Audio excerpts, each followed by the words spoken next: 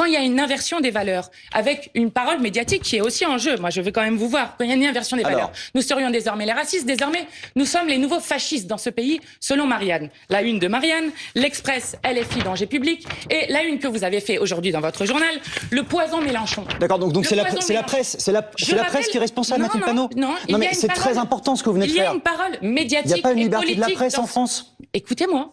Mais il y a je vous écoute, une parole mais c'est très important ce que vous venez de faire. Oui, c'est très important. Il y a une parole médiatique et politique dans ce pays qui vise à une inversion totale des valeurs, qui vise à diaboliser la gauche de rupture et à dédiaboliser l'extrême droite. Quand il y a des choses à reprocher, quand il y a des choses à dénoncer dans le comportement du Rassemblement national, nous le faisons, nous faisons des unes également là-dessus. Alors pourquoi est-ce que vous ne rappelez pas que depuis 1986, 90% des meurtres à caractère idéologique sont du fait de l'extrême droite? Pourquoi vous ne rappelez pas que depuis 2017, sur les 19 actes terroristes qui ont été déjoués, il y avait 9 membres du Rassemblement national dedans? Et pourquoi ne rappelez-vous pas que rien que depuis 2022, il y a 12 personnes qui ont été tuées par l'extrême droite dans ce pays, et je crois que personne ici ne connaît le nom de Jamel Benjabala avec les brigades françaises patriotes dont vous n'avez jamais demandé la dissolution. Oui, jamais. Mais on en a parlé. On en a parlé. Et alors les brigades françaises patriotes, pourquoi ne sont-ils pas dissoutes? Je ne suis pas politique, Mathilde Panot. Oui, c'est pas à moi d'apporter une réponse à ça. Oui, mais je vous interroge sur cette question-là. Moi, je vous dis juste que ces autres affaires que vous évoquez,